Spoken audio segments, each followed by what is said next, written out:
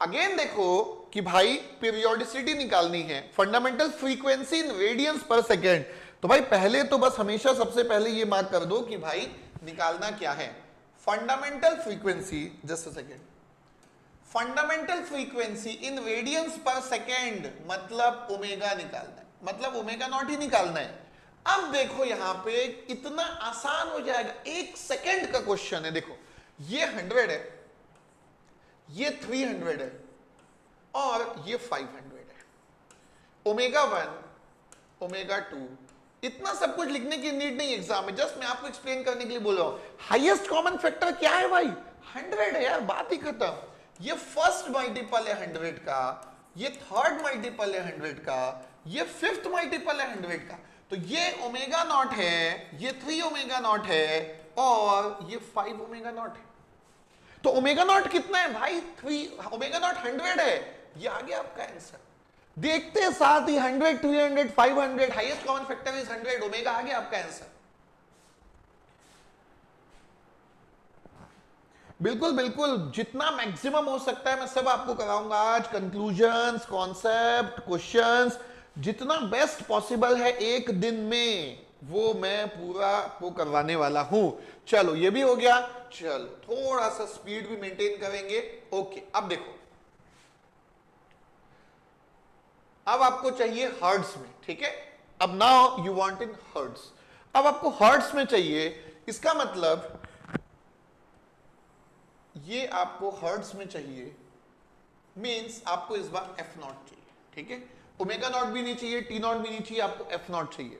तो भाई ये हुआ 1 इंटू, तो इसको आप देखो ये हो गया cos 200 pi T plus 0.5 into cos 40 pi T into cos 200 pi T. अब टाइम पीरियड में फ्रीक्वेंसी में मैग्नीट्यूड से मुझे कोई मतलब नहीं है, तो आप टाइम सेव करेंगे अपने एग्जाम में। भाई इतना सारा सोचने की नीड नहीं है, आपको एग्जाम में सीधा यहां से देखना चाहिए कि कौन कौन सी फ्रीक्वेंसी है। एक तो 200 को मैं 1 से मल्टीप्लाई करूंगा तो 200 पाई की फ्रीक्वेंसी है, जैसा कि ये। फिर जब मैं इन दोनों को मल्टीप्लाई करूंगा तो cos a cos b का फॉर्मूला लगाऊंगा, तो भाई cos a प्लस बी भी होता है और cos a माइनस बी भी होता है, तो यहां पे 160 पाई भी होगा और यहां पे 240 पाई भी होगा, 240 पाई भी होगा, ठीक है। अब एक और मिस्टेक जो इन जनरल कभी कभी हो जाती है, जो कि नहीं होनी चाहिए, वो मैं आपको यहां पे फोकस कर रहा हूं, ध्यान से देखिएगा। हाईएस्ट कॉमन फैक्टर निकालते समय इन जनरल क्या मिस्टेक हो जाती है, तो भाई देखो अब तो मुझे कोई डाउट नहीं है कि ये 200 पाई आ गया, ये 160 पाई आ गया और ये 240 पाई आ गया, ठीक है। पहली चीज कि ये पाई टाइम्स ऑफ 200 या ये पाई टाइम्स ऑफ 160, तो ये सब तो बिल्कुल भी नहीं हो सकता। पहली चीज ये कॉमन नहीं है और दूसरी चीज ये मल्टीपल नहीं है। हाईएस्ट कॉमन फैक्टर ये तभी होगा जब ये पाई नहीं आ सकता भाई, मल्टीपल होना चाहिए, जैसे कि मैं बोल रहा हूं second harmonic, third harmonic, fourth harmonic, fifth harmonic, ऐसे वाले कॉन्सेप्ट, ठीक है। तो बिल्कुल ये तो 100% नहीं होगा। और क्या नहीं होना चाहिए, बेसिकली मैं मिस्टेक भी आपको बता देता हूं कि कहां कहां पे प्रॉब्लम हो जाती है। अब देखो 20 times of 10 pi, 16 times of 10 pi, 24 times of 10 पाई, ये भी गलत है भाई, ये मल्टीपल नहीं है, क्योंकि भाई इसमें से तो और भी कॉमन निकल सकता है ना, इसमें से और भी कॉमन निकल सकता है, तो इसको मल्टीपल नहीं बोलेंगे। आप मल्टीपल किसको बोलोगे, मैक्सिमम देखोगे तो 40 पाई तक कॉमन निकल के आ जाएगा। तो ये है 5 इंटू 40 पाई एंड ये है 4 इंटू 40 पाई एंड ये है 6 इंटू 40 पाई। अब ये हाईएस्ट कॉमन फैक्टर आ गया भाई 40 पाई, तो ये देखो ये है 5 omega naught, 4 omega naught, 6 omega naught. अब लग रहा है ना कि फंडामेंटल फ्रीक्वेंसी भी है और उसके हार्मोनिक्स भी है, तो यस ये 20, 16, 24 में और कॉमन निकल सकता था, ये फाइनल है। Fifth harmonic, fourth harmonic and sixth harmonic, multiples of frequencies harmonic. सबसे इंपॉर्टेंट बात यहां पे कि भाई फ्रीक्वेंसी कितनी आई, तो भाई omega naught is equal to 40 pi. अब आपको निकालना किसमें, एफ नॉट के टर्म्स में निकालना है, तो भाई 2 pi f not is equal to 40 pi, तो भाई एफ नॉट आ गया 20। बिल्कुल, बहुत सारे लोगों का आया था, बट मुझे सबको लेके चलना है, तो बिल्कुल मैंने काफी जहां जहां मिस्टेक हो सकती है वो सब आपको बता दिया। दो चीजों को ध्यान रखेंगे, पहली चीज ये कि 20, 16 और 24 पे स्टॉप नहीं करेंगे, इसमें से और कॉमन निकल सकता है। और दूसरी चीज, ये जो मल्टीपल्स हैं ये इंटीजर्स होने चाहिए, ये जो मल्टीपल्स हैं ये क्या होने चाहिए, इंटीजर्स होने चाहिए। ठीक है, चलो, टू गुड। ओके, क्या बात है, एएम मॉड्यूलेटेड वेव है, plus modulation index 0.5, too good. चलो भाई, चलो ये भी मैं करा दूंगा, एक सेकेंड आ रहा हूं, सारे क्वेश्चंस कराऊंगा। ओके, अब डिस्क्रीट पे जाने से पहले ये देख लेते हैं कि भाई डिस्क्रीट में कन्वर्ट होता कैसे है। ठीक है, तो सैंपलिंग का बेसिक क्वेश्चन, ऐसा सैंपलिंग टॉपिक नहीं है एक्चुअली, बट कंटिन्यूअस सिग्नल को सैंपल करके डिस्क्रीट में कैसे कन्वर्ट किया जाता है। ठीक है, नीरज सर कहां गए सर, भाई नीरज सर यहीं पे हैं, भिलाई में ही हैं, गेट एकेडमी में ही हैं, थोड़ा सा बिजी हैं, तो मैं सिग्नल का सेशन आप लोगों के लिए ले रहा हूं। ठीक है, already replying for the 5th time the same answer.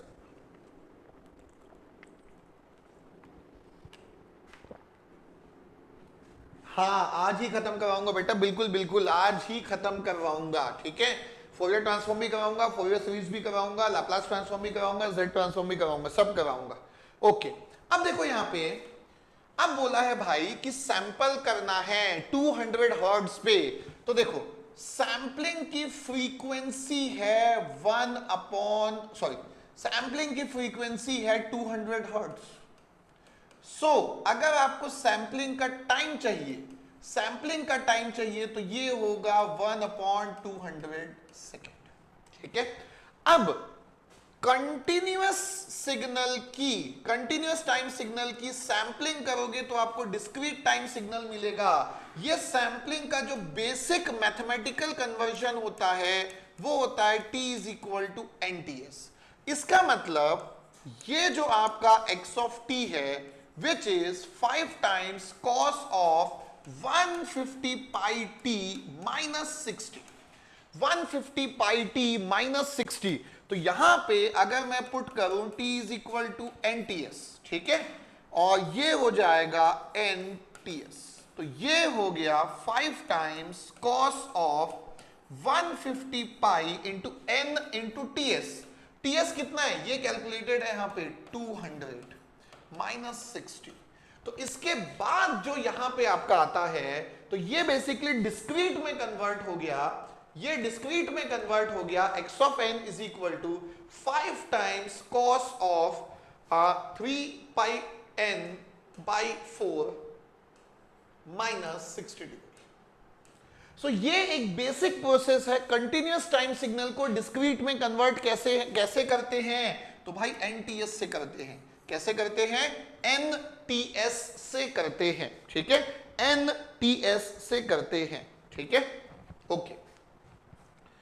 अब इसके आगे क्या, अब देखो नॉर्मली जो टाइम पीरियड का फॉर्मूला कंटिन्यूअस में होता है वो होता है 2 पाई बाई ओमेगा। ठीक है, वो होता है 2 पाई बाई ओमेगा। अगर मैं वही चीज यहां पे भी लिख दूं, तो 2 पाई अपॉन ओमेगा, तो ये देखो कितना हो गया 2 पाई अपॉन ओमेगा। ओमेगा कितना है 3 पाई डिवाइडेड बाई 4, तो ये हो गया आपका 8/3। लेकिन यहां पे एक बेसिक प्रॉब्लम है, डिस्क्रीट सिग्नल का जो टाइम पीरियड होता है that always has to be an integer, वो इंटीजर ही होता है। ध्यान से देखिए, जैसे कंटिन्यूअस का अगर मैं कैलकुलेट करता हूं 2 पाई बाई ओमेगा, अगर मैंने डिस्क्रीट का भी कर दिया तो हो सकता है डिस्क्रीट का टाइम पीरियड 8/3 आ जाए। डिस्क्रीट का टाइम पीरियड क्या आ जाए 8/3 आ जाए। अब अगर ये 8/3 आ गया तो डिस्क्रीट का जो टाइम पीरियड है वो तो इंटीजर ही होना चाहिए। इसीलिए हम क्या करते हैं, डिस्क्रीट में हम एक इंटीजर में कन्वर्ट करने की कोशिश करते हैं, तो ये हो गया 8/3 टाइम्स ऑफ n। अब ये इंटीजर में कन्वर्ट होगा कब? ये तब कन्वर्ट होगा जब आप m को 3 पुट करोगे तो कैपिटल N आपका 8 आ जाएगा, which will be your answer. अब मैं इसमें m मल्टीप्लाई क्यों कर सकता हूं?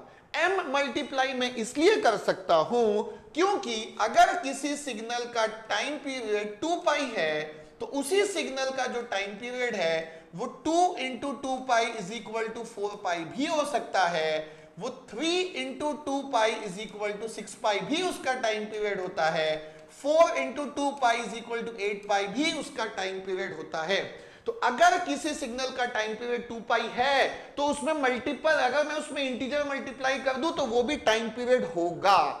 तो अगर मैं डिस्क्रीट का देखूं तो 8/3 टाइम पीरियड पॉसिबल नहीं था, तो हम क्या करते हैं, हम m मल्टीप्लाई करके उस 8/3 को इंटीजर कन्वर्ट करने की कोशिश करते हैं। अगर वो कन्वर्ट हो जाता है तो यस वो आपका पीरियोडिक है और इस क्वेश्चन का आंसर 100% आपका 8 है। इस क्वेश्चन का आंसर 100% आपका 8 है। ठीक है, टू गुड। चलो थोड़ी सी बातें और मैं करता हूं इसमें, क्योंकि डिस्क्रीट जस्ट हमने अभी ये पीरियोडिक वाला स्टार्ट किया है। 1-2 मिनट इस पे और बात करते हैं, काफी कुछ इसमें डिस्कशन निकलेगा। ठीक है, अब इसमें और क्या डिस्कशन निकलेगा, चलो आंसर तो आ गया। अब देखो, मान लो फॉर एग्जाम्पल जब आपने 2π अपॉन ओमेगा इंटू m किया, फॉर एग्जाम्पल मान लो कि इसकी वैल्यू स्क्वायर रूट ऑफ 2 आ गई फॉर एग्जाम्पल, तो ये √2 इंटू m हो गया। तो अब यहां देखोगे तो it is not possible to convert capital M to integer.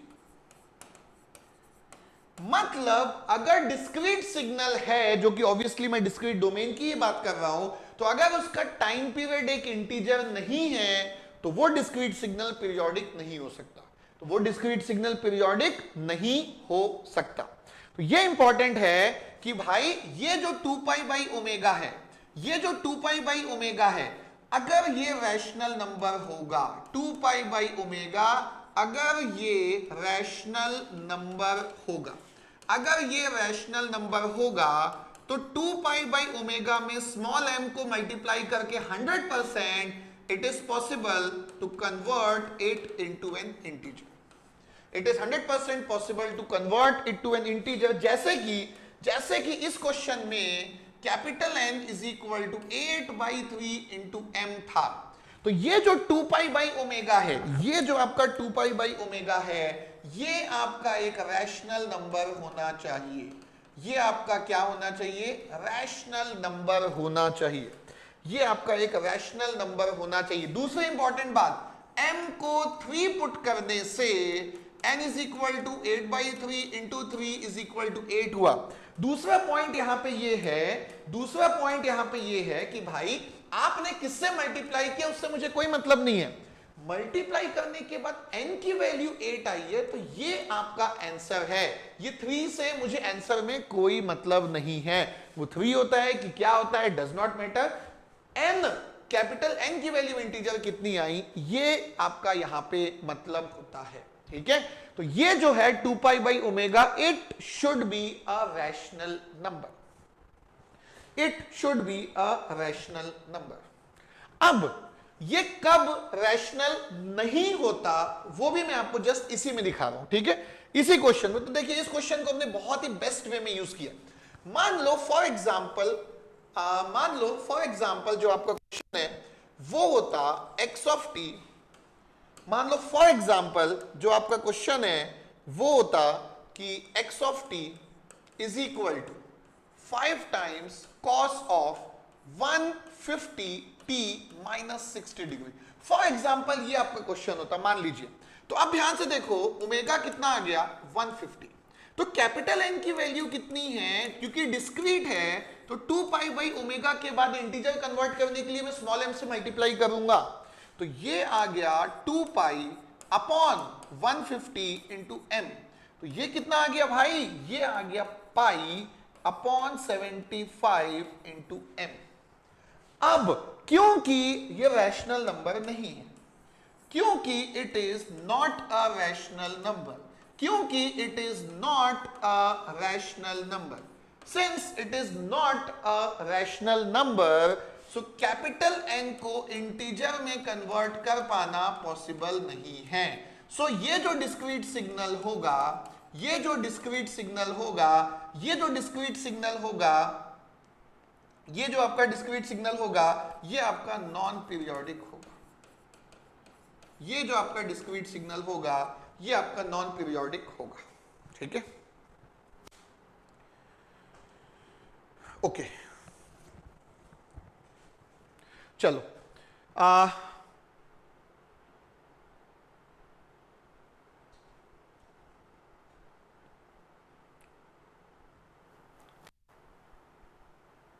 चलो इसी क्वेश्चन में अभी देखो, जस्ट एक पॉइंट में इसमें और एडअप कर लेता हूं, एक पॉइंट इसमें मैं और एडअप कर लेता हूं। ये मान लो कॉस है और ये अगेन 150t ही ले रहा हूं मैं ऑब्वियसली। अब देखो उसी डिस्कशन में सिमिलर डिस्कशन है, थोड़ा सा पॉइंट और ऐड कर रहा हूं मैं।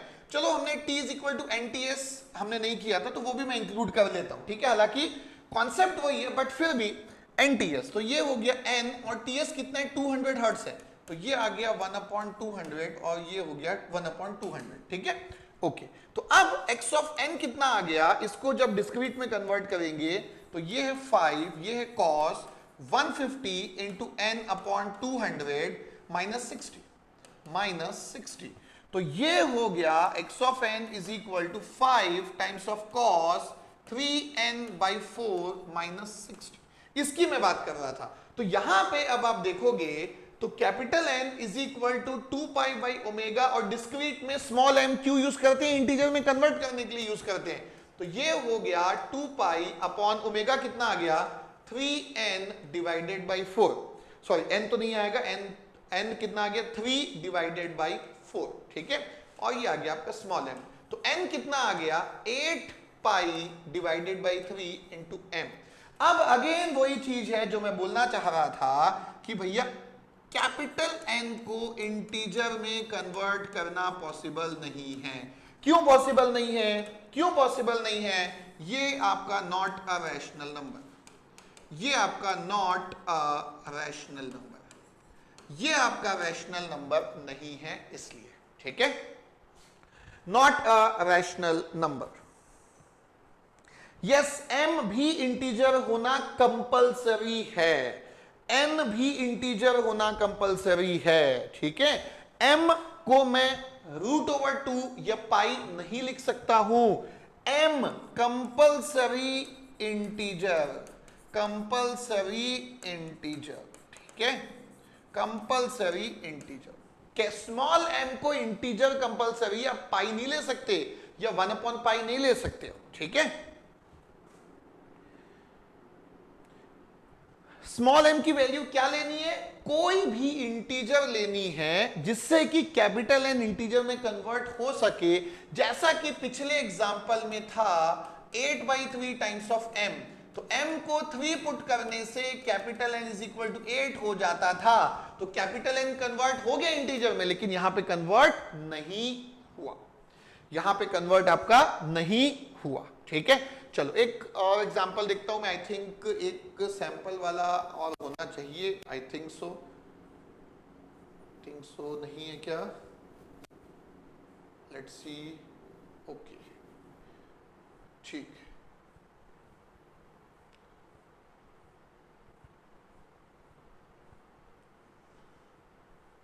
ओके नो इश्यूज, ठीक है। सो यहां पे ओके, अब ये डायरेक्टली एक डिस्क्रीट दिया हुआ है, ये आपको डायरेक्टली एक डिस्क्रीट दिया हुआ है, तो चलिए डिस्क्रीट में कर लेते हैं। तो डिस्क्रीट में सबसे पहले, चाहे वो कंटिन्यूअस हो चाहे वो डिस्क्रीट हो, तो यहां पे जो ओमेगा की वैल्यू है वो है 301 डिवाइडेड बाई 4 टाइम्स ऑफ पाई। सबसे पहले चाहे वो टी हो, चाहे वो डिस्क्रीट हो, चाहे वो कंटिन्यूअस हो, ओमेगा निकाल लो। अब n कितना होगा, n होगा 2 pi divided by omega into small m। तो ये हो गया 2 pi divided by 301 pi divided by 4 into m। तो पाई कैंसिल आउट हो गया, 8 अपॉन 301 इंटू m कैपिटल है। अब ये रैशनल नंबर आ गया ना, ये देखिए ये रैशनल नंबर आ गया, ये रैशनल नंबर आ गया। अब अगर ये रैशनल नंबर आ गया, इसका मतलब यस बिल्कुल पॉसिबल है इसको। तो कैसे पॉसिबल है, इसका जो अगला स्टेप होगा कि भैया m को अगर मैं 301 पुट कर दूं तो कैपिटल N होगा 8 अपॉन 301 इंटू 301। अगेन n की वैल्यू कितनी आ गई, 8। अगेन n की वैल्यू कितनी आ गई, 8। अगेन n की वैल्यू n की वैल्यू कितनी आ गई, 8 आ गई।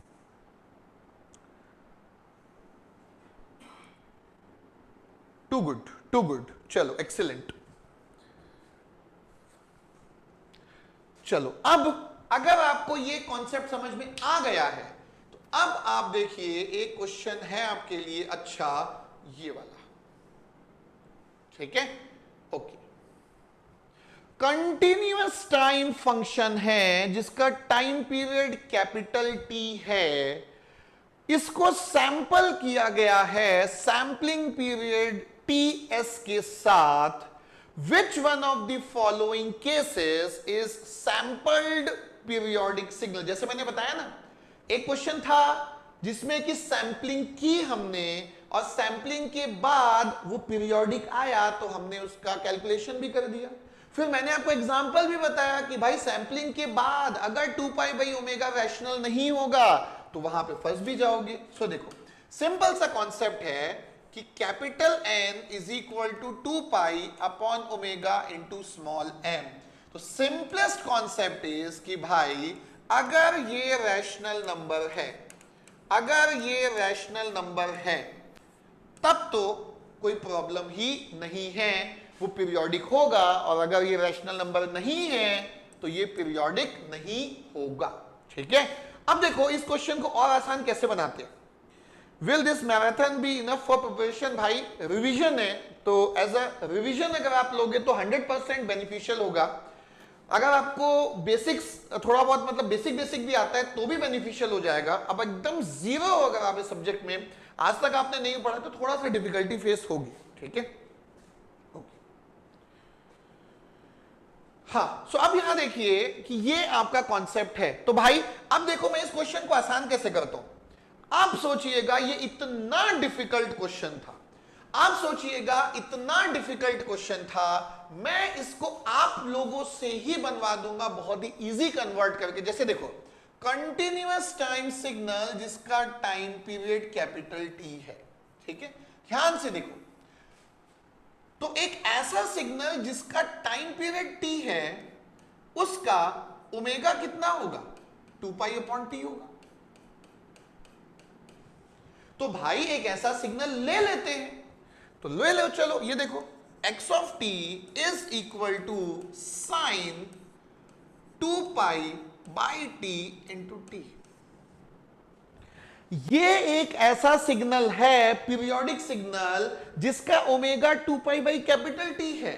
और अगर omega 2 pi by capital T है तो टाइम पीरियड कितना है, तो भाई इसकी जगह अगर मैं आपको ये दे देता ना तो ये क्वेश्चन आपके लिए इजीएस्ट हो जाता। कैसे, चलो सैंपल कर लो इसको। तो भाई यहां पे पुट करो t is equal to NTS। तो ये हो गया x of n is equal to sine 2 pi divided by t। अब ये जो t है ये हो गया n इंटू TS। अब अगर ये n इंटू TS हो गया तो देखिए क्वेश्चन कितना आसानी से कन्वर्ट कैसे हुआ। ये हो गया x of n is equal to sine 2 pi into TS divided by T और ये हो गया n। मैंने आपके लिए क्या किया, मैंने एक सिग्नल लिख दिया भाई जिसका टाइम पीरियड कैपिटल T होता है। तो ये जनरलाइज्ड क्वेश्चन था, बहुत ही डिफिकल्ट लग रहा था, अब ये इजीएस्ट क्वेश्चन हो गया। देखिए अभी इजीएस्ट हो गया। अब इसमें आगे सॉल्व कर लेते हैं। तो भाई देखो ओमेगा कितना है, ओमेगा है 2 pi T S upon T. तो भाई n कितना होगा 2 pi upon omega into small n।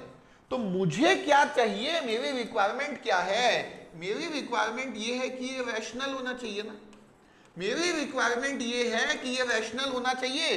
तो 2 पाई अपॉन ओमेगा, ओमेगा कितना है 2 pi T S upon T, it should be a rational number. इसका मतलब t upon T S should be a rational number. Sampling में अगर हम इसका ध्यान रखेंगे, कंक्लूजन भी देखिए, ये क्वेश्चन सिर्फ क्वेश्चन के लिए इंपॉर्टेंट नहीं है, कॉन्सेप्ट है इस क्वेश्चन में। अगर मुझे पीरियोडिक सिग्नल की सैंपलिंग करनी है और मैं चाहता हूं कि सैंपलिंग के बाद भी वो पीरियोडिक रहे, तो मुझे टाइम पीरियड और सैंपलिंग पीरियड के रेशियो को रैशनल नंबर रखना होगा। कंक्लूजन है, it has deep meaning behind this question. ये क्वेश्चन का मतलब है अगर आप एक कंटिन्यूअस सिग्नल को सैंपल करके डिस्क्रीट में कन्वर्ट करना चाहते हो और आप ये भी चाहते हो कि जो कन्वर्टेड डिस्क्रीट सिग्नल है वो भी पीरियोडिक है, तो आपको क्या ध्यान रखना होगा, आपको ध्यान रखना होगा कि टाइम पीरियड और सैंपलिंग पीरियड का जो रेशियो है वो एक रैशनल नंबर होना चाहिए, वो एक रैशनल नंबर होना चाहिए। तो अगर मैं देखूं कि भाई ऑप्शन ए, तो ऑप्शन ए में इन दोनों का जो रेशियो है देखो t divided by T S is equal to √2, irrational number है, ये तो नहीं हो सकता। यहां पे देखो t divided by T S is equal to 1.2, सो ये आपका yes, it is a rational number. Option B is 100% correct.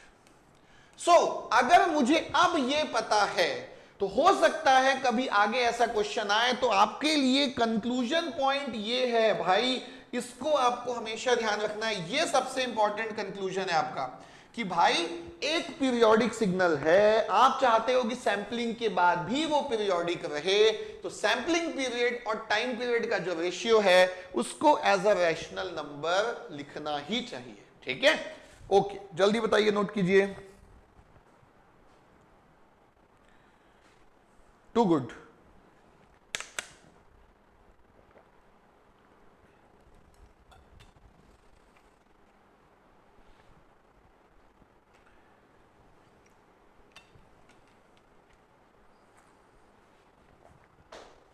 चलो, नोट हो गया, आगे बढ़ते हैं।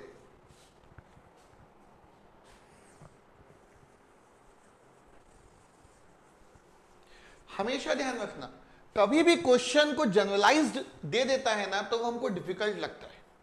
अब इसी जनरलाइजेशन का मैंने एक एग्जांपल ले लिया आपके सामने, देखिए ये नहीं दिया था क्वेश्चन में, ये क्वेश्चन में नहीं दिया था, लेकिन जो जनरलाइजेशन दिया था उसका मैंने एक पर्टिकुलर एग्जांपल ले लिया जिससे कि ये क्वेश्चन का जो सॉल्यूशन है वो बहुत ज्यादा आसान हो गया। ठीक है, चलिए next. Okay, so I think इसके ऊपर का सब तो क्लियर है, ये हो गया, ये भी हो गया पीरियोडिक में, this is also done, this is also done. Okay, अब देखो बहुत ही अगेन बेसिक सा क्वेश्चन है हमारे लिए, एकदम इजी क्वेश्चन। एक पीरियोडिक सिग्नल दिया है, ठीक है, आपको पूछा है कि ये जो एक पर्टिकुलर टर्म है ये कौन से नंबर का हार्मोनिक है, कौन से नंबर का हार्मोनिक है, मतलब फंडामेंटल फ्रीक्वेंसी का कौन सा मल्टीपल है, कौन से नंबर का हार्मोनिक है, मतलब फंडामेंटल फ्रीक्वेंसी का कौन सा मल्टीपल है। जैसे कि आप अगर इसमें चेक करोगे, ये 3 पाई है पहला फ्रीक्वेंसी, दूसरा 7 पाई है और तीसरा 2.5 पाई है। ये तीनों ओमेगा है, ओमेगा 1, ओमेगा 2 और ओमेगा 3। हाईएस्ट कॉमन फैक्टर, अब अगर आपकी प्रैक्टिस हो गई है तो आपने जज कर लिया होगा, 0.5 पाई है, तो ये है 6th मल्टीपल ऑफ 0.5 पाई, ये है 14th मल्टीपल ऑफ 0.5 पाई और ये है 5th मल्टीपल ऑफ 0.5 पाई। सो यहां से मतलब हुआ कि ये 6th मल्टीपल है, ये 14th मल्टीपल है और ये 5th मल्टीपल है। तो भाई 7 पाई वाला कौन सा मल्टीपल है? 14th हार्मोनिक है, 14th हार्मोनिक है। ठीक है, यस, एक्सीलेंट, 14th हार्मोनिक है। अब थोड़ा सा और क्लियर हो गया होगा कि भाई ये देखिए, ये हाईएस्ट कॉमन फैक्टर और इसका इंटीजर होना कंपलसरी है। क्यों? मल्टीपल मतलब क्या भाई? मल्टीपल क्या होता है? इंटीजर्स ही तो होते हैं। तो ये multiples means it has to be integers. So ये नंबर्स को कंपलसरी इंटीजर होना है, दिस शुड बी इंटीजर। और ये ओमेगा नॉट कुछ भी हो सकता है, हाईएस्ट कॉमन फैक्टर बेसिकली। ठीक है, ओके। सो लेट्स सी और क्या क्वेश्चन है।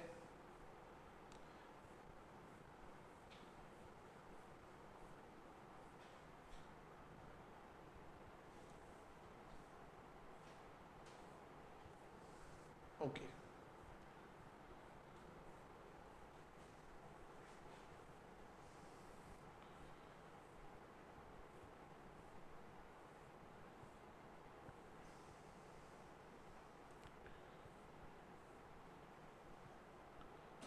हाँ, ये देखिए अगेन एक बहुत ही बेसिक सा कॉन्सेप्चुअल सा क्वेश्चन है।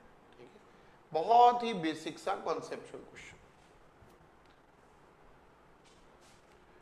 x ऑफ टी और y ऑफ टी का फंडामेंटल पीरियड दोनों का 3 है। आपको z ऑफ टी का फंडामेंटल टाइम पीरियड निकालना है। आपको z ऑफ टी का फंडामेंटल टाइम पीरियड निकालना है।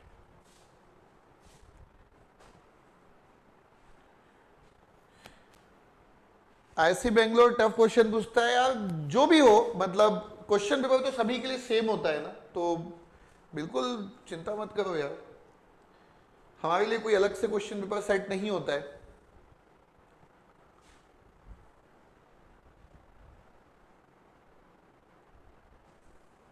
ब्रेक करते हैं ना भाई, रुको ना, don't worry at all, break करते।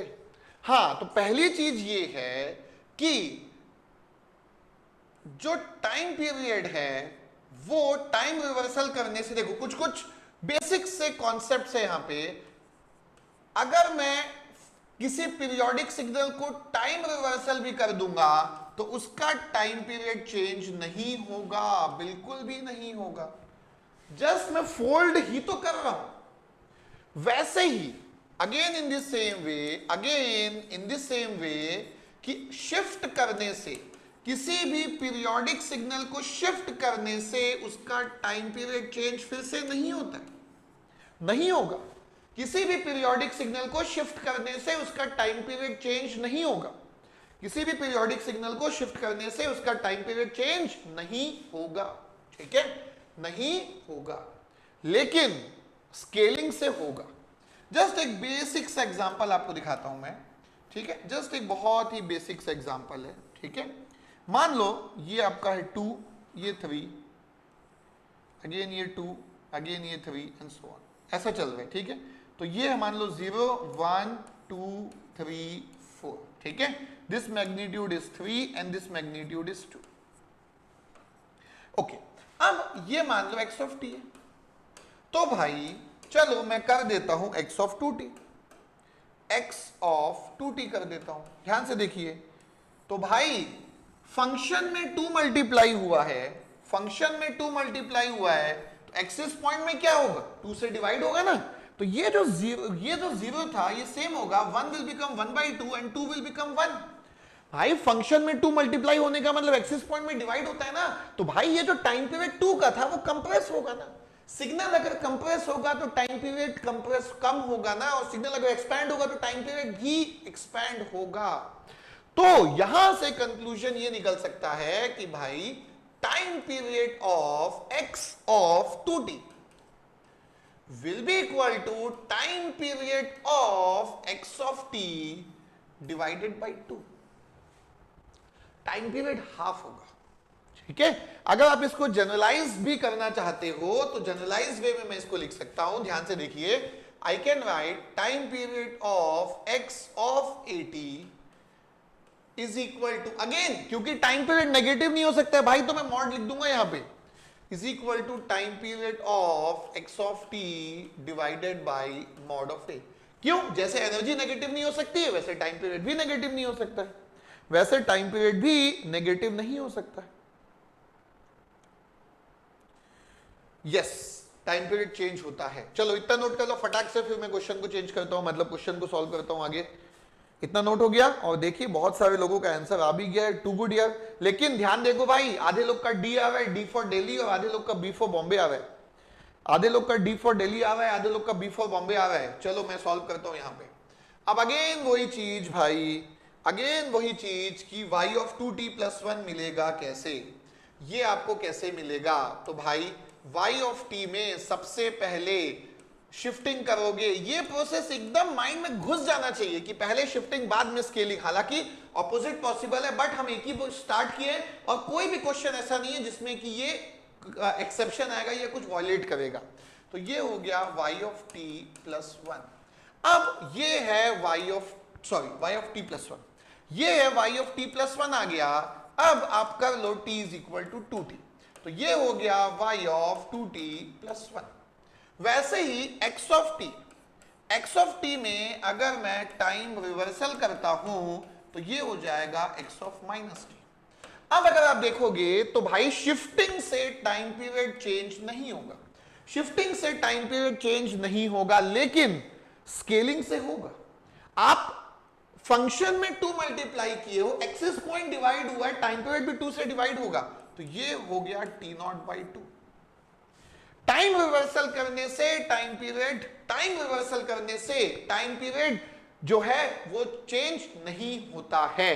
सो अल्टीमेटली अगर मैं देखूं तो y ऑफ t का टाइम पीरियड था 3, इसका टाइम पीरियड है 3/2 और इसका टाइम पीरियड है 3। तो इसका मतलब ये है कि भाई z of t is equal to x of -t plus y of 2t+1। तो इसका टाइम पीरियड है 3 और इसका टाइम पीरियड है 3/2। सो what is t1/t2? t1/t2 is 3/3/2. So t1/t2 is equal to 2. It means time period is t1 is equal to 2 times of t2, which is equal to 3. Time period 3 है भाई। D for Delhi is correct, कुछ लोग का B for Bombay आ रहा था, incorrect. D for Delhi is correct. इतने सारे लोग का बी फॉर बॉम्बे, बाप रे, कैसे भाई? भानु, शीना, आरव, सॉरी भानु का करेक्ट है, Sheena, Aarav, Muskan, Kaushik. So 3 is the answer. D for Delhi, B for Bombay नहीं होगा भाई। क्यों इतने सारे लोग? नो।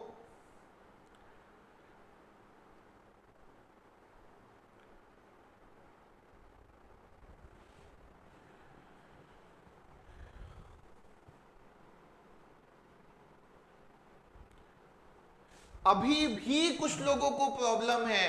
अरे हाँ भाई, एलसीएम ही होगा, उसमें भी अगर आपको डाउट है, एलसीएम ही होगा मेरे भाई, उसमें भी अगर आपको डाउट है तो चलो एक सिंपल सा मेथड भाई एलसीएम निकालने वाला भी देख लेते हैं, है ना। Capital T is equal to LCM of t1, t2। So this is LCM of 3/2 and 3। तो भाई ये हुआ 3/2 और ये हुआ 3। इसके मल्टीपल्स निकालो, तो इसके मल्टीपल्स है 3, 6, 9, 12 एंड सो ऑन। इसके मल्टीपल क्या है? 3/2, फिर है 3, फिर है 3 मल्टीपल, तो ये हो गया 9/2, फिर ये हो गया 6। तो भाई लीस्ट कॉमन मल्टीपल ना lowest common multiple, lowest common multiple तो 3 है ना। अब मैथ्स और एलसीएम थोड़ी ना पढ़ेंगे हम लोग सिग्नल के रिवीजन में, ठीक है। एलसीएम है, यस। अभी भी कुछ लोग 3/2 लिख रहे हैं मेरे भाई, 3 होगा। और इससे ज्यादा क्या ही डिटेल एक्सप्लेन करूं, ठीक है। चलो ये आपका अब पीरियोडिक सिग्नल आई थिंक अब एंड हो गया। ओके, ये तो कर चुके हैं हम लोग, ये भी कर चुके हैं हम लोग, ये भी कर चुके हैं हम लोग। ये भी कर लिए टाइम पीरियड, ये भी कर लिए, ये भी हो गया, okay, this one is also done. चलो एक अब, अच्छा चलो एक ये क्वेश्चन है एनर्जी पावर का है, ठीक है, और सैंपलिंग भी यूज है तो अच्छा हुआ, चलो हमने सैंपलिंग को पढ़ लिया है, ठीक है। क्वेश्चन पढ़ो पहले अच्छे से। दो कंटिन्यूअस टाइम सिग्नल्स हैं, दोनों सिग्नल को सैंपलिंग किया जाएगा 0.25 सेकेंड से, एंड जो दोनों डिस्क्रीट सिग्नल मिलेंगे उसमें किसकी एनर्जी ज्यादा होगी या दोनों की एनर्जी सेम होगी।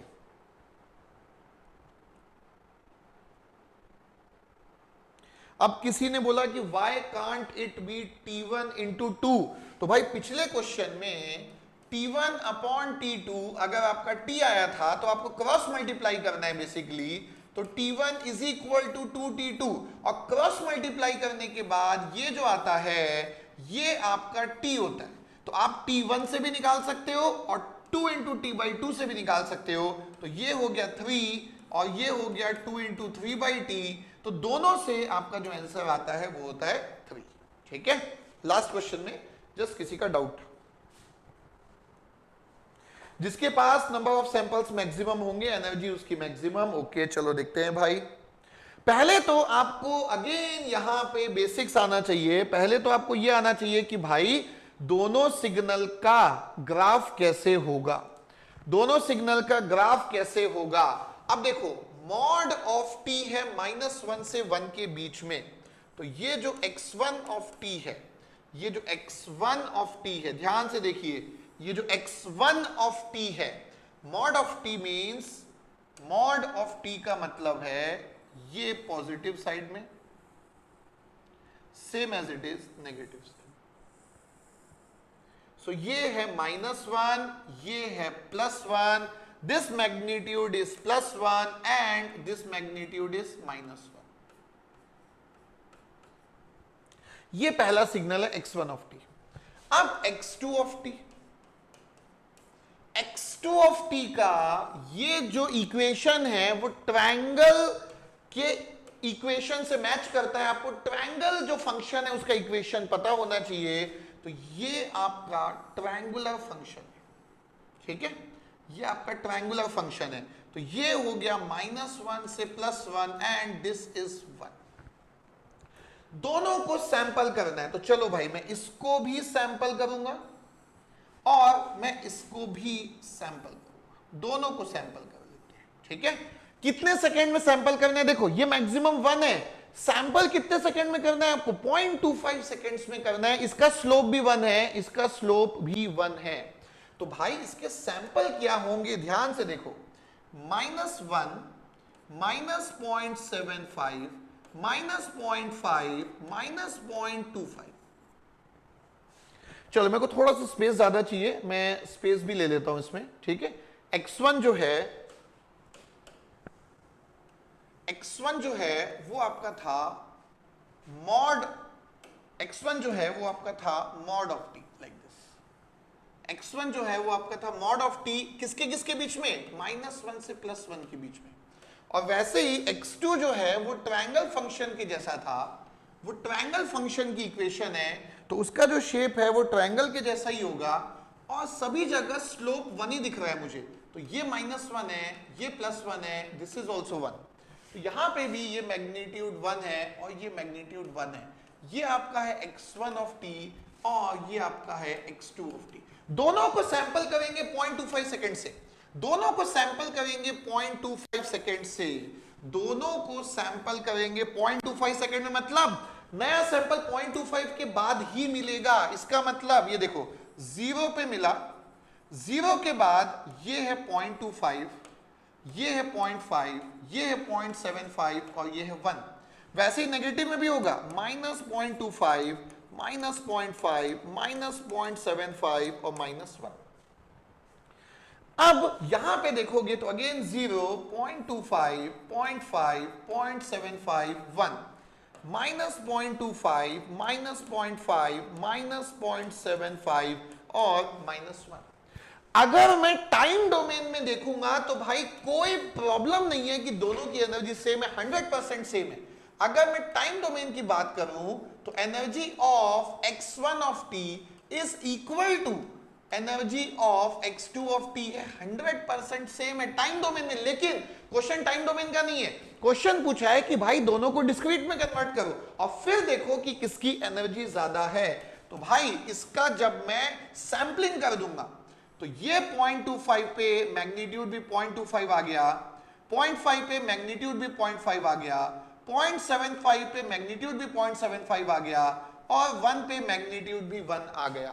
-0.25 पे भी मैग्नीट्यूड 0.25 है, -0.5 पे भी 0.5 है, -0.75 में मैग्नीट्यूड 0.75 है और -1 पे भी मैग्नीट्यूड 1 है। सैंपल करने का मतलब है अगली जो वैल्यू है वो 0.25 सेकंड के बाद ही मिलेगी, अगली वैल्यू 0.25 सेकंड के बाद ही मिलेगी। तो देखो 0.25 के गैप में मुझे वैल्यू मिली है। ये आपका मॉड ऑफ टी का शेप का है, ये ट्रायंगल के शेप का है। तो यहां पे आप चेक करोगे तो मैक्सिमम वैल्यू 1 होगी, यहां पे आप चेक करोगे तो मैक्सिमम वैल्यू 1 है। 0.25 पे चेक करोगे तो ये 0.75 होगी, 0.5 पे जाके 0.5 होगी, 0.25 पे जाके 0.25 होगी और 1 पे जाके वापस 0। ऐसे ही ट्रायंगल यहां पे भी डिक्रीज होगा। तो ये आ गया आपका 0.75, ये आ गया आपका 0.5, ये आ गया आपका 0.25 और ये आ गया आपका 0। एनर्जी का फॉर्मूला क्या होता है? एनर्जी का फॉर्मूला होता है summation n is equal to -infinity to infinity x square of n। जितने भी सैंपल हैं सभी को स्क्वायर करके ऐड कर दो। एनर्जी का फॉर्मूला है जितने भी सैंपल हैं सभी को स्क्वायर करके ऐड कर लो।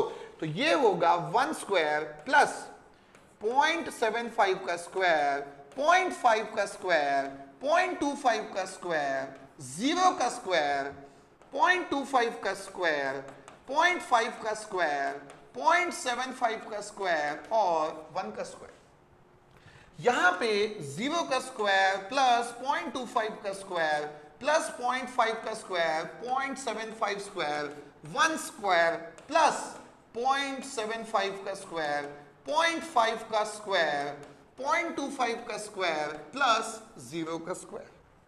तो अब कुछ वैल्यूज तो यहां पे सेम है लेकिन कुछ डिफरेंट है। तो जो डिफरेंट है उसको देखो, ये 1 स्क्वायर यहां पे 2 बार है और 0 स्क्वायर एक ही बार है। लेकिन यहां पे 0 स्क्वायर 2 बार है और 1 स्क्वायर एक ही बार है, बाकी सेम है। बाकी ये 0.75 स्क्वायर 2 बार है, 0.5 स्क्वायर भी 2 बार है, 0.25 स्क्वायर भी 2 बार है। तो जो सेम है उसको छोड़ दो, बाकी जो अलग है उसकी वैल्यू 1 + 1 2 यहां पे ज्यादा है, इसकी वैल्यू 1 है तो इसकी एनर्जी ज्यादा है। दैट मीन्स डिस्क्रीट डोमेन में energy of x1 of n is greater than the energy of x2 of n।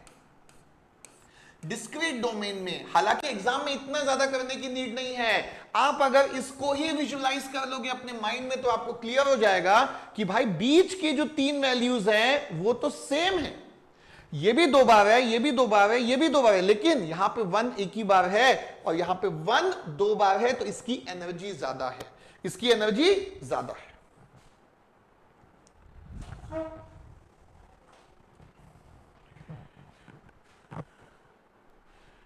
Thank you dear. बिल्कुल बिल्कुल ट्रिक लगा के ही करेंगे बेटा।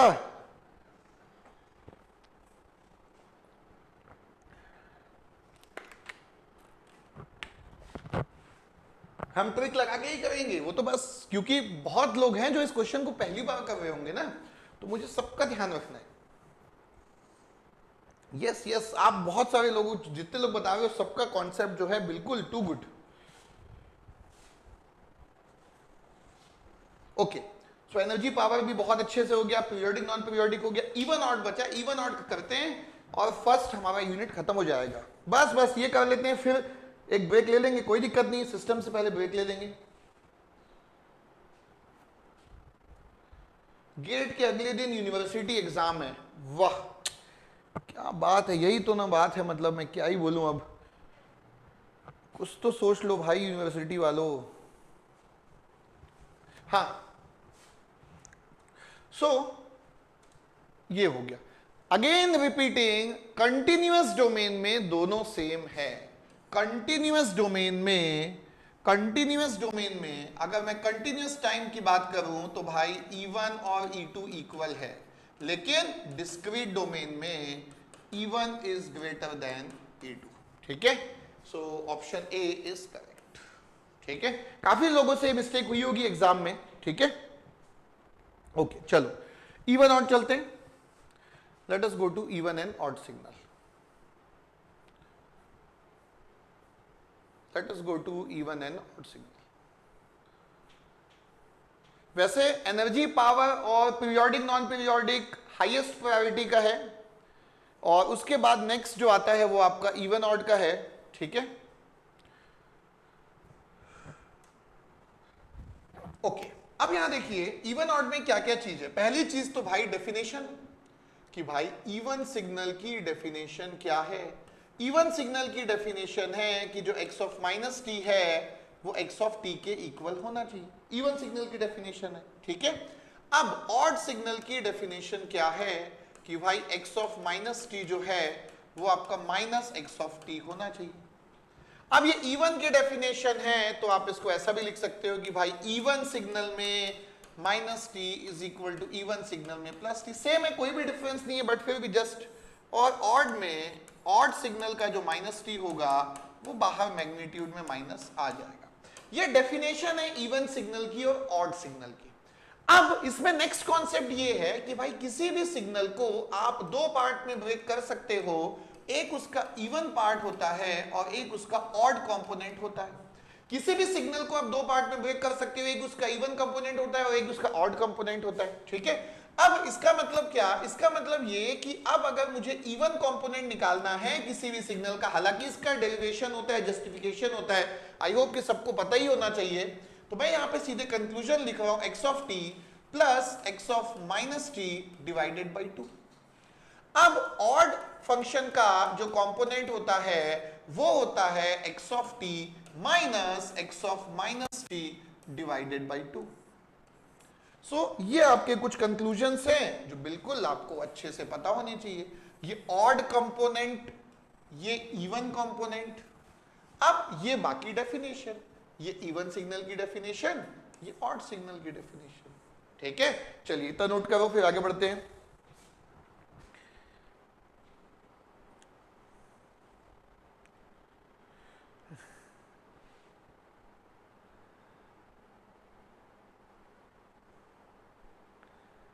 यस अभिनव, आप जो बोल रहे हैं बिल्कुल n की वैल्यू इंटीजर होती है। तो अगर आप पिछले क्वेश्चन से कंफ्यूज्ड हो, ये देखो, अगर आप इस क्वेश्चन से कंफ्यूज्ड हो तो भाई सभी लोग सुन लो यहां पे, अगर और किसी का भी डाउट हो तो सुन लो। यस, n डिस्क्रीट में n की वैल्यू इंटीजर ही होती है। तो ये जो 0.25 है वो सेकेंड्स है बेटा, वो n की वैल्यू नहीं है। अगर आपको n की वैल्यू चाहिए तो ये है n is equal to 0, n is equal to 1, n is equal to 2, 3, 4, -1, -2, -3, -4। क्योंकि n का मतलब सैंपल का नंबर ही होता है। n का मतलब ये नहीं है कि ये 0.25 की वैल्यू है, नो, वो तो टाइम ही है। सैंपल नंबर कौन सा है? 0.25 is sample number 1, 0.5 is sample number 2, 0.75 is sample number 3 and 1 is sample number 4। यहां पे भी सेम वही है। अगर n चाहिए तो ये 0, 1, 2, 3, 4, -1, -2, -3 एंड -4। ठीक है, ओके। हाँ, सो ये आपका कंक्लूजन था, आपने नोट कर लिया। ओके, चलिए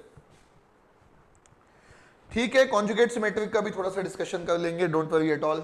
ओके, अब यहां पे कुछ और प्रॉपर्टीज हैं कि जो आपको पता होना चाहिए, जैसे कि एक इवन सिग्नल को अगर मैं एक इवन सिग्नल के साथ ऐड करूंगा तो हमेशा मुझे इवन सिग्नल ही मिलेगा। वैसे ही एक ऑड सिग्नल को अगर मैं ऑड सिग्नल के साथ ऐड करूंगा तो मुझे ऑड ही मिलेगा। अगर मैं एक इवन सिग्नल को ऑड सिग्नल के साथ ऐड करता हूं तो मुझे neither even nor odd signal मिलेगा। वो सिग्नल ना तो इवन होगा ना तो ऑड होगा।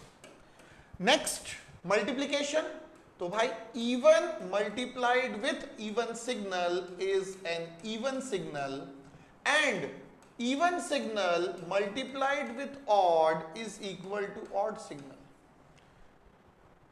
and odd signal multiplied with odd signal is an even signal.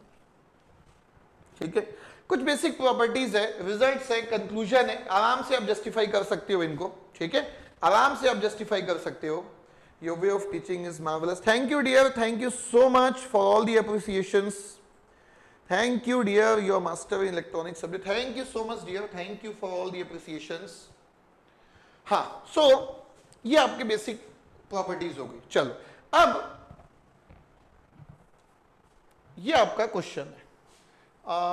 Okay, I think question का यहाँ पे आधा पार्ट नहीं है, तो ओके, क्वेश्चन इज इनकम्प्लीट. चलो इवन पार्ट निकालना है. चलो एक सेकेंड में देखता हूं, मेरे पास नोट होना चाहिए यहां कहीं पे. जस्ट अ सेकेंड, जस्ट मेरे को एक सेकेंड दीजिए.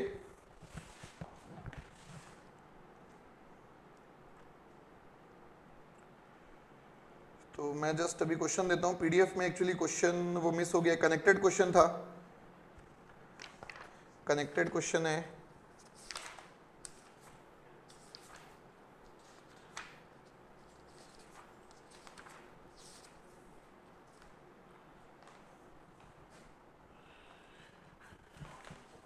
ओके, सो चलो x of T, x of t का राइट हैंड साइड का ग्राफ दिया है. x ऑफ टी का राइट हैंड साइड का ग्राफ दिया है. ठीक है, x ऑफ टी का राइट हैंड साइड का ग्राफ दिया है. ये है 2 और ये है 1. वैसे ही उसके ऑड पार्ट के भी राइट हैंड साइड का ही ग्राफ दिया है. ऑड पार्ट के भी राइट हैंड साइड का ही ग्राफ दिया है. This is 2 and this is also 2. ठीक है, ये x ऑफ टी है, ये odd part of T, like this. आपको पूछा है कंप्लीट इवन पार्ट. तो जस्ट मैं थोड़ा सा फोकस कर लूं, क्योंकि क्वेश्चन यहां पे पीडीएफ में कंप्लीट नहीं था. क्वेश्चन ये है कि x ऑफ टी का राइट हैंड साइड आपको दिया है. ऐसा नहीं है कि लेफ्ट हैंड साइड में 0 है, हो भी सकता है, नहीं भी हो सकता है. So what is given to you, right hand side of x of t is given to you. ये गिवन है. In the same way, right hand side of odd part is also given to you. आपको complete even part निकालना है. आपको complete even part निकालना है. आपको complete even part निकालना है.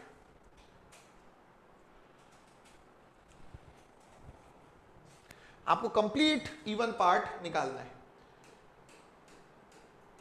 तो ये जो मतलब होता है ना डेफिनेशन का, इवन के डेफिनेशन का ये जो मतलब होता है ना, x of minus T is equal to x of T, या x of minus T is equal to minus x of T. ये जो इवन या ऑड का जो डेफिनेशन होता है ना, ये जो इवन या ऑड का जो डेफिनेशन होता है ना, इसका कंक्लूजन ये होता है कि इवन सिग्नल्स जो होते हैं वो सिमेट्रिक होते हैं अबाउट y एक्सिस, एंड जो ऑड सिग्नल्स होते हैं वो भी सिमेट्रिक होते हैं. ये सिमेट्रिक होते हैं किसके अबाउट, ओरिजिन के अबाउट. ठीक है, सो दोनों सिमेट्रिक हैं, लेकिन एक y एक्सिस के अबाउट सिमेट्रिक है और एक आपका ओरिजिन के अबाउट सिमेट्रिक है. ओके, सो ये जस्ट आपको आता ही होगा.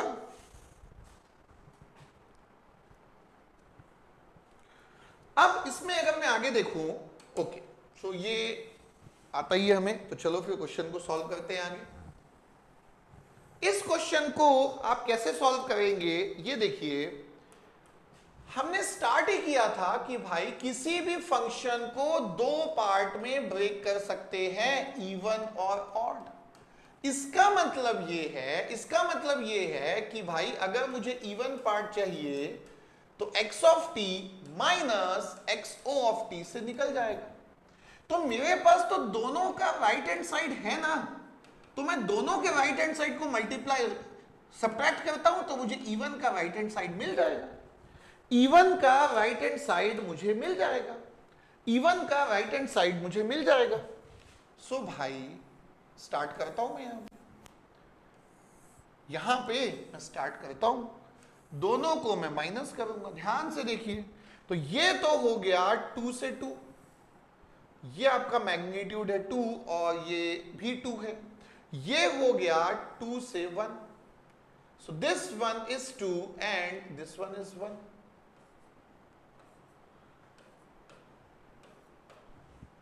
ठीक है, ओके। ये है x ऑफ t और ये है xo ऑफ t। तो अगर मुझे राइट हैंड साइड मिल गया तो काफी हेल्प हो जाएगी यहां पे, क्योंकि अभी मैंने डिस्कस किया इवन जो है वो y एक्सिस के अबाउट टू सिमेट्रिकल होता है। तो अगर मुझे आधा भी मिल गया तो मैं सिमेट्रिक करके उसको कंप्लीट कर लूंगा। अब इसको सब्ट्रैक्ट करना है, x of t minus xo of t subtract करना है। तो ये देखो, ये है इसका 1, तो ये नेगेटिव में भी आएगा, सो इसको जो है फिर से बनाना पड़ेगा। ओके, ये आपका नेगेटिव भी आएगा। ओके, तो अब अगर आप यहां पे देखोगे, प्लीज सी, ये है 2 माइनस 2। तो ध्यान से देखो, बेसिकली ये सब क्वेश्चंस बहुत आसान होते हैं। आप बस देखिए कि कहां कहां पे चेंज होने वाला है। ये 1 पे फोकस करना है, ये 0 पे फोकस करना है और ये 2 पे फोकस करना है, और कैलकुलेशन बहुत ही आसान है। सो देखो 2 माइनस 2 ये हो गया 0, लाइक दिस। ये कांस्टेंट है, ये डिक्रीज होते जा रहा है, तो ये आपका बढ़ते जाएगा। ये तो ये जो 1 मैग्नीट्यूड, ये जो 1 टाइम है, यहां पे जाके मैग्नीट्यूड भी 1 हो जाएगा ऐसा। अब 1 माइनस 1 कितना हो गया, ये देखिए 0 हो गया। यहां पे भी 1 है, यहां पे भी 1 है, 1 ये सॉरी 2 माइनस 1 कितना हो गया 1, ये देखिए 1 हो गया। उसके बाद ये तो 0 है, 0 माइनस दिस 1, तो भाई ये तो बस नीचे पलटा दो इसको, ये देखो ऐसे, लाइक दिस। सिंपल सा कैलकुलेशन। और ऐसे सिग्नल की कैलकुलेशन की प्रैक्टिस होनी चाहिए, स्ट्रेट लाइन में ऐसी प्रैक्टिस आपकी होनी चाहिए। और अगर आपको इसको सिंप्लीफाइड वे में देखना है तो भाई आप इसके पॉइंट्स को देखो बस। अगर मुझे 2 पॉइंट भी मिल गए ना, अगर मुझे 2 पॉइंट भी मिल गए, अगर मुझे 2 पॉइंट भी मिल गए, तो भाई स्ट्रेट लाइन तो कंप्लीट हो सकती है ना। सो देखो 2 minus 2 is equal to 0, 2 minus 1 is equal to 1, 0 minus 1 minus 0 is equal to 0। So बहुत ही सिंपल वे में कंप्लीट हो। अब ये आपका इवन पार्ट आ गया, तो भाई सिमेट्रिकल अबाउट वाई एक्सिस होता है ना, सिमेट्रिकल अबाउट वाई एक्सिस।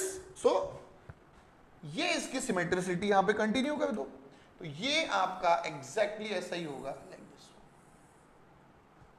सो ये कंप्लीट आ गया।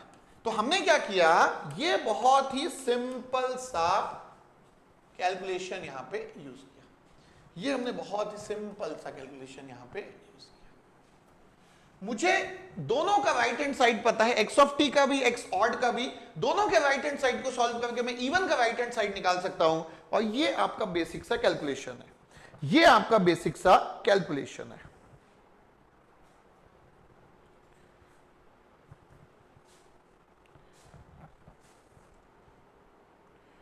एक मैं छोटी सी चीज मैं बताऊंगा,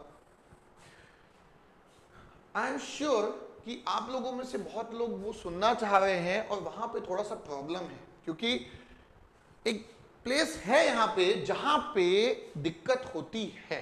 ठीक है,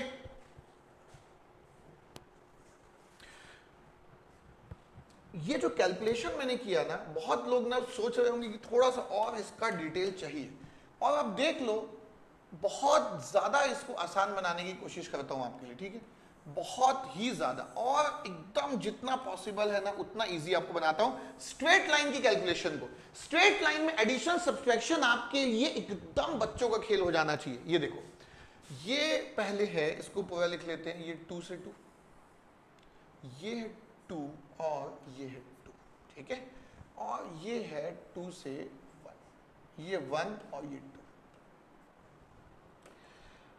आप ये सोचो कि मैं ये कैलकुलेशन कैसे कर रहा हूं, ध्यान से देखिए, ये कैलकुलेशन मैं कैसे कर रहा हूं, और भी जो चीजें रिक्वायर्ड है उसको लिख लेता हूं। ये 1 पे ये मैग्नीट्यूड भी 1 है। ठीक है, ये 0 पे, ठीक है। अब जैसे कि मैंने बोला कि भाई पॉइंट्स को देखो, बस आप प्लीज फोकस कीजिए यहां पे। सिंपल सी चीज है, एकदम आसान तरीके से बताऊंगा, गलती होने की अगेन चांस एकदम खत्म हो जाएंगे। और थोड़ा सा कंफ्यूजन होता है यहां पे, थोड़ा सा कंफ्यूजन होता है। आप ये देखिए, आप मुझे ये बताओ कि 0 से 1 तो ये 2 है, और 1 के बाद तो ये 0 हो गया।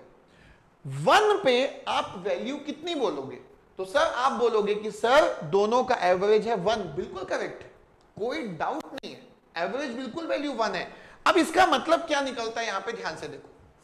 अब इसका मतलब यहां पे क्या निकलता है, ध्यान। अब देखो, पहले ना इसको पार्ट्स में डिवाइड करो। ये हो गया 0, ये हो गया 1, और ये हो गया 2। अब प्लीज सी, इस 1 का मैग्नीट्यूड में इसको सब्ट्रैक्ट करते समय क्या लूंगा, ये बहुत इंपॉर्टेंट है। अगर मैं 0 से 1 की बात कर रहा हूं ना, प्लीज सी, अगर मैं 0 से 1 की बात कर रहा हूं ना, तो मैं 1 के मैग्नीट्यूड को इसके पहले वाला पॉइंट लेके 2 लूंगा, जिससे कि क्या होगा, ध्यान से देखो। 1 पे इसका मैग्नीट्यूड 2 ले रहा हूं, क्योंकि मैं इस ड्यूरेशन की बात कर रहा हूं, मैं 0 से 1 की बात कर रहा हूं, ध्यान दीजिएगा। फिर मैं 1 से 2 की बात करूंगा, तब भी आपको समझ में आएगा, ध्यान से देखिएगा। 0 से 1 की बात कर रहा हूं मैं, तो मैं 1 पे मैग्नीट्यूड को 2 लूंगा, और 1 पे ये 1 है, तो 2 माइनस 1 इज इक्वल टू कितना हुआ, 1। ध्यान से सुनना, इसमें तो कोई प्रॉब्लम ही नहीं है। अगर मैं 0 से 1 लेता हूं, तो ये तो वैल्यू 2 है ना, और 2 माइनस 2 इज इक्वल टू कितना हो गया, 0। प्लीज सी, ध्यान से सुनना, 0 से 1 लेते समय 1 का मैग्नीट्यूड में 2 लूंगा। अब कलर में चेंज कर रहा हूं यहां पे, ध्यान से देखिए। अब मैं रेड कलर ले रहा हूं। अब 1 से 2 की बात कर रहा हूं मैं, किसकी बात कर रहा हूं मैं, 1 से 2 की। तो जब मैं 1 से 2 की बात करूंगा ना, तो 1 पे वैल्यू को मैं 0 लूंगा, और इसकी वैल्यू 1 पे तो 1 है, तो 0 माइनस 1 कितना हुआ, ये हुआ -1। तो भाई 0 से 1 के बीच में ये 2 पॉइंट मिले ना, 0 से 1 के बीच में ये 2 पॉइंट मिले, ये देखिए कनेक्ट कर दिया मैंने। अब 2 पे देखो, ये तो 0 है, 0 माइनस 0 कितना हुआ 2 पे, 0 माइनस 0 तो 0 ही हुआ। अब आप ध्यान से देखो, 0 से 1 के बीच में ये 2 पॉइंट मिले, तो मैंने इसको कनेक्ट कर दिया। 1 से 2 के बीच में ये 2 पॉइंट मिले, तो मैंने इसको कनेक्ट कर दिया। और एट लास्ट हमें पता है कि भाई मुझे डिसकंटिन्यूअस दिख रहा है, तो इसको कनेक्ट करना ही होगा। अगेन 10 सेकेंड में कंक्लूजन आपको बता रहा हूं। जब आप 0 से 1 लोगे, तो 0 पे मैग्नीट्यूड भी 2 लोगे, और 1 पे भी 2 लोगे, जब आप इस पार्ट का कैलकुलेशन कर रहे हो तो। और जब आप इस पार्ट का कैलकुलेशन कर रहे हो ना, 1 से 2 का जो कैलकुलेशन कर रहे हो, तो 1 से 2 के कैलकुलेशन में 1 पे मैग्नीट्यूड को 0 लोगे। ध्यान से देना, वही पॉइंट है 1, लेकिन कैलकुलेशन आसान कैसे बनाएंगे। क्यों मैं पॉइंट पे फोकस कर रहा हूं, क्योंकि स्ट्रेट लाइन के 2 पॉइंट मिलने से स्ट्रेट लाइन कंप्लीट होती है, स्ट्रेट लाइन के 2 पॉइंट मिलने से स्ट्रेट लाइन कंप्लीट होती है। तो 0 से 1 के बीच में 2 माइनस 1 इज इक्वल टू 1, 1 से 2 के बीच में 0 माइनस 1 इज इक्वल टू -1। ये कॉन्सेप्ट आप यूज कीजिए, कभी मिस्टेक नहीं होगी आपसे। ये कॉन्सेप्ट आप यूज कीजिए, कभी मिस्टेक नहीं होगी आपसे। सर आप सिग्नल भी पढ़ाते हैं, देख लो भाई, पढ़ा रहे हैं, और आप बताओ कैसा लग रहा है।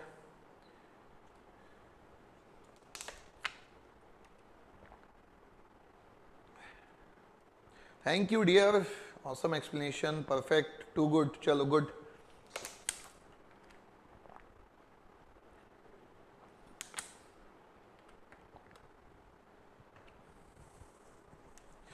तो मैं फोकस इसलिए कर रहा हूं बेटा, क्योंकि स्ट्रेट लाइन में ना, स्ट्रेट लाइन में अगर मुझे 2 पॉइंट भी मिल गए, स्ट्रेट लाइन में अगर मुझे 2 पॉइंट भी मिल गया, तो स्ट्रेट लाइन कंप्लीट हो गई। तो कैलकुलेशन में 1 पे क्या लूंगा, और बाकी जो आपका एवरेज का कैलकुलेशन था ना, वो कहीं पे इफेक्ट नहीं हुआ। क्योंकि आप लोग बोल रहे हो कि सर एवरेज क्यों नहीं लिए, ये देखो यहां पे, ये देखो 1 पे फाइनली एवरेज वैल्यू भी सेटिस्फाई करेगा 100%। ये देखो, ये एवरेज वैल्यू है 1, ये मैं ब्लू कलर से लिखा हूं, एवरेज वैल्यू 1 है, इसमें तो 1 ही है, नो डाउट। भाई इसकी एवरेज वैल्यू भी तो ये 1 है, तो एवरेज वैल्यू को माइनस करो ना, 1 माइनस 1 सॉरी ये 0। 1 माइनस 1 इज इक्वल टू 0। भाई ऑटोमेटिक एवरेज वैल्यू सेटिस्फाई करेगा, उसकी आप चिंता मत करो।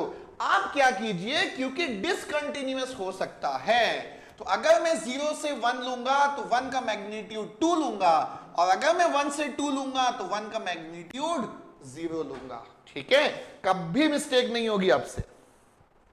Thank you dear, thank you.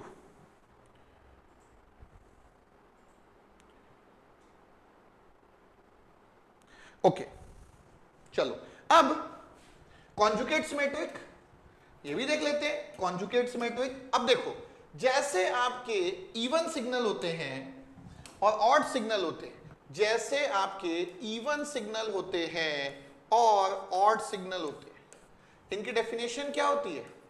x of minus T is equal to x of T, या x of minus T is equal to minus x of T. Complex signal के लिए, complex signal के लिए हमारे पास होते हैं कॉन्जुगेट सिमेट्रिक और कॉन्जुगेट एंटी सिमेट्रिक। ये कॉन्जुगेट वही कॉन्जुगेट है जहां a प्लस जे बी का conjugate a minus J B होता है, प्लस जे को माइनस जे करते हैं ना, वही वाला कॉन्जुगेट की बात कर रहा हूं मैं। तो conjugate symmetric and conjugate anti symmetric. तो कॉन्जुगेट सिमेट्रिक और एंटी सिमेट्रिक में आपको क्या करना है, बहुत ही आसान है। देखिए, आप पहले क्या करो, इवन और ऑड का तो पहले आप लिख लो, फिर मैं आपको देखिए बहुत ही सिंपल वे में इसको याद करने का बता रहा हूं कि इसको याद कैसे किया जाता है। इसको आप पहले इवन और ऑड का तो लिख लो, लाइक दिस, इवन ऑड के जैसे लिख दिया। अब जहां जहां पे x ऑफ माइनस टी है, वहां वहां पे ये कॉन्जुगेट का साइन लगा दो। जहां जहां पे x ऑफ माइनस टी है, वहां वहां पे कॉन्जुगेट का साइन लगा दो। तो ये फॉर्मूला हो गया कॉन्जुगेट, डेफिनेशन हो गया कॉन्जुगेट सिमेट्रिक और कॉन्जुगेट एंटी सिमेट्रिक सिग्नल का। ये डेफिनेशन हो गया कॉन्जुगेट सिमेट्रिक और कॉन्जुगेट एंटी सिमेट्रिक का। जहां पे भी एक ही चीज याद रखना है, जहां पे भी x ऑफ माइनस टी है ना, उस पे कॉन्जुगेट लगा दो।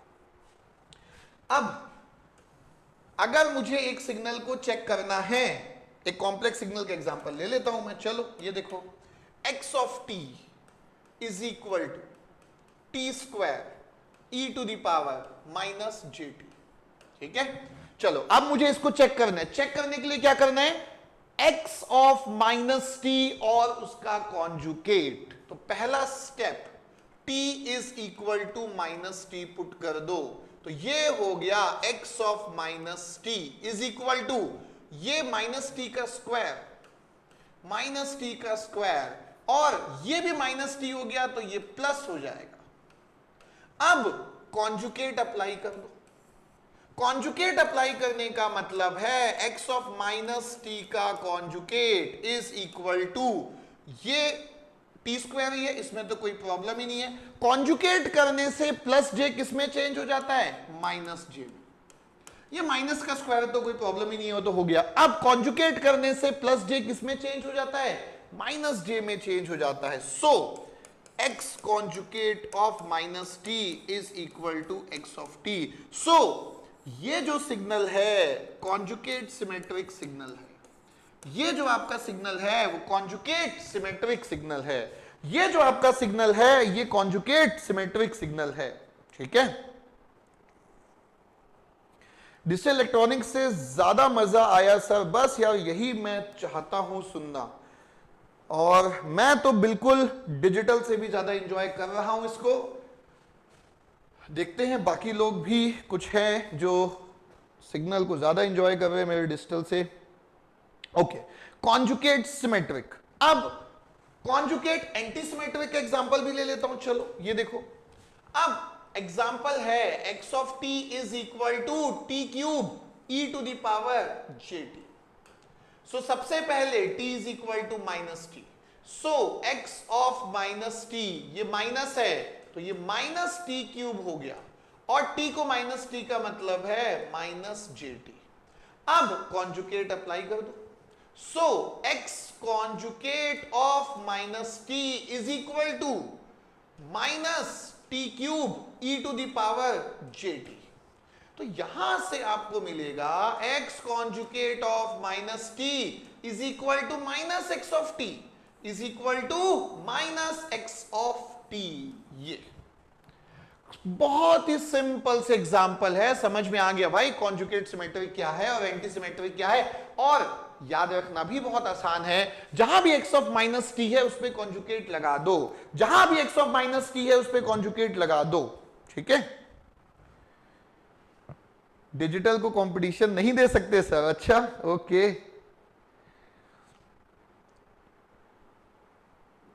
Okay okay, thank you dear, thank you all of you, thank you so much. चलो थोड़ा सा और इस पे आगे अभी डिस्कशन, थोड़ा सा और डिस्कशन।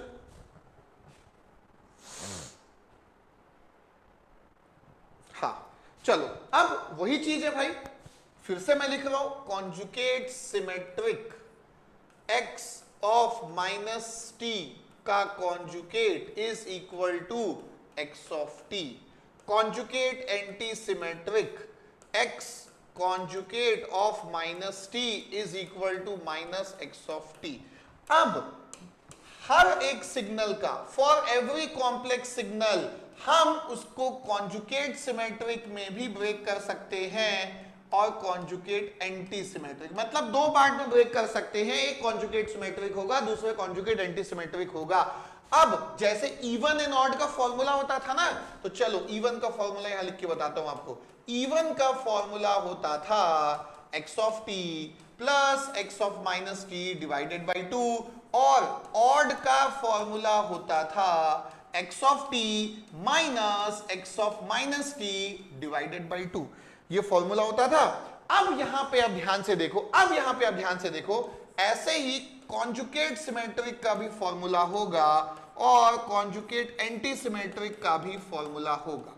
अब इसकी डेफिनेशन में क्या चेंज आया कि x ऑफ माइनस टी को कॉन्जुगेट लगा दो, यहां भी वही करूंगा मैं। अब ध्यान से देखना, ये देखो, पहले तो सेम कॉपी कर रहा हूं ना, एग्जैक्टली सेम कॉपी कर रहा हूं। ध्यान से देखिए, इसी को मैंने कॉपी कर दिया और यहां पे भी इसी को मैंने कॉपी कर दिया, यहां पे भी इसी को मैंने कॉपी कर दिया। ध्यान से देखिए, मैंने इसको कॉपी कर दिया। ठीक है, अब जहां जहां x ऑफ माइनस टी था वहां वहां ये देखिए मैं कॉन्जुगेट लगा दूंगा, दैट्स इट, हो गया।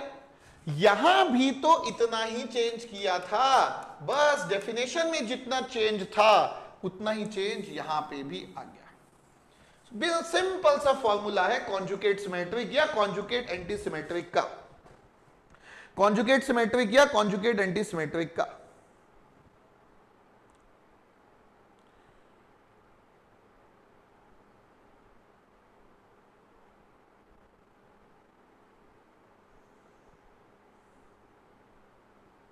ओके, सो एक क्वेश्चन के फॉर्म में भी देख लेते हैं। ठीक है, एक क्वेश्चन के फॉर्म में भी देख लेते हैं।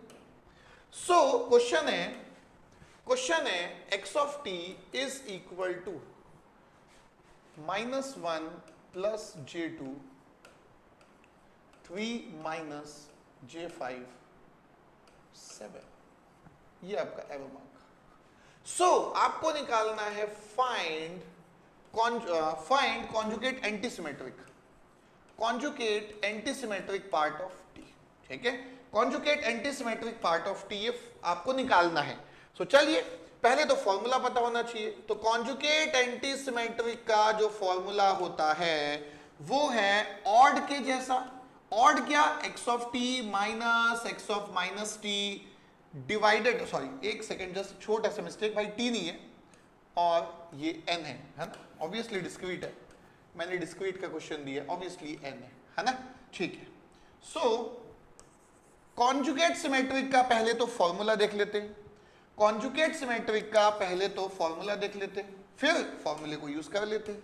ठीक है, चलो, conjugate anti symmetric of n, तो कॉन्जुगेट का जो फॉर्मूला, एंटी सिमेट्रिक का जो फॉर्मूला है वो ऑड के जैसा है, तो ये होगा x of n minus x of minus n divided by 2।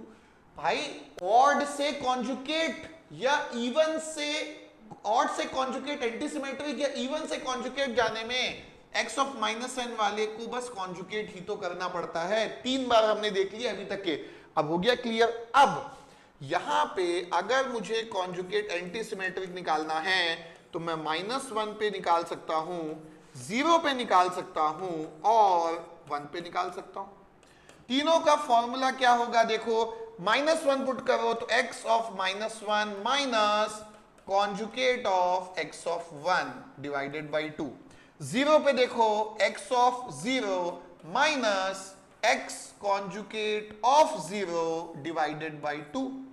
1 x of 1 minus x conjugate of -1 divided by 2। आगे प्रोसीड करो। अब देखो सिंपल सा फॉर्मूला है भाई, n को -1 तो ये +1 हो गया, n को 0 तो दोनों 0 हो गए, 1 तो ये 1 और ये -1 हो गया। x ऑफ -1 मतलब ये है, ये देखो ये -1 है, ये n इक्वल टू 0 है और ये n इक्वल टू 1 है। तो -1 पे कितना है, -1 पे है -1 plus j2 minus x of 1 का कॉन्जुकेट तो वो तो 7 ही होगा डिवाइडेड बाई 2। तो -1 minus 7 is -8/2 is -4 plus j। ये फर्स्ट पार्ट आ गया। सेकेंड 0 कितना है, 3 माइनस j5। 3 माइनस j5 के बाद उसका कॉन्जुकेट कितना है, 3 प्लस j5, दोनों का सब्सट्रैक्शन। तो भाई 3 माइनस 3 तो कैंसिल आउट हो गया, माइनस j, ये नीचे 2 भी है, माइनस j5 माइनस j5 तो आंसर आ गया -j5। x ऑफ 1 कितना है, ये है 7 माइनस -1 का कॉन्जुकेट तो -1 plus j2 divided by 2। So 7 plus 1 8/2 is 4 minus j2 तो ये आ गया आपका -j। सो आंसर है conjugate antisymmetric part of n is, so सबसे पहला आ गया -4 plus j, then -j5 and then 4 minus j, और ये आपका आंसर है। चेक करके बताओ जल्दी से आप लोग का भी आ गया क्या, इज इट सेम?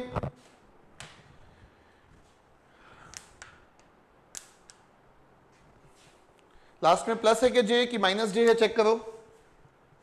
-1 का कॉन्जुकेट, -1 का कॉन्जुकेट, अच्छा ये मैंने कॉन्जुकेट नहीं किया, ये -j2 होगा, बिल्कुल सही। सो ये हो गया माइनस और ये हो गया आपका प्लस, ठीक है। 4 plus j, is it correct?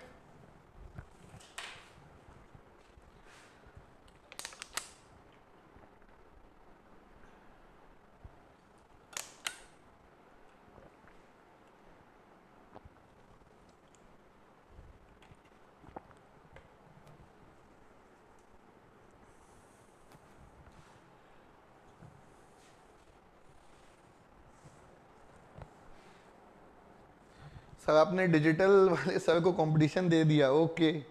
बिल्कुल आज का मेरा टारगेट ही यही है कि डिजिटल वाले सर को टारगेट मतलब कंपटीशन देना।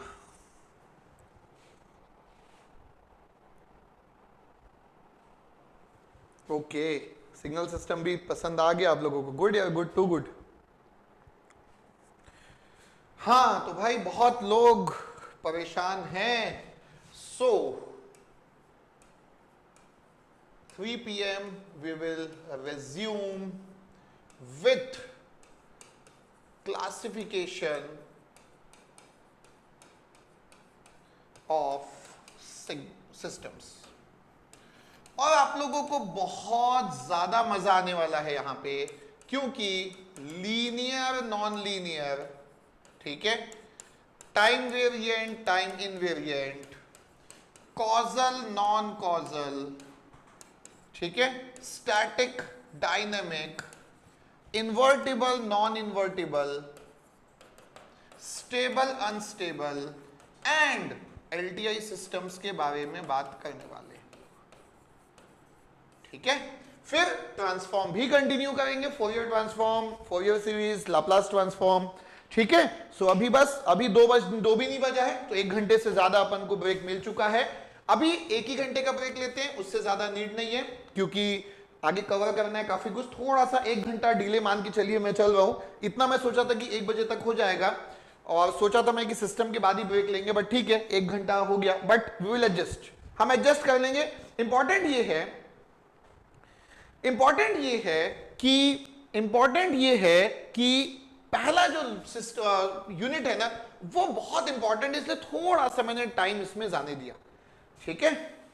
ओके, सो चलिए फिर 3 बजे हम लोग रिज्यूम करते हैं, तब तक ब्रेक है और let us resume at 3 PM। चलिए, टेक केयर।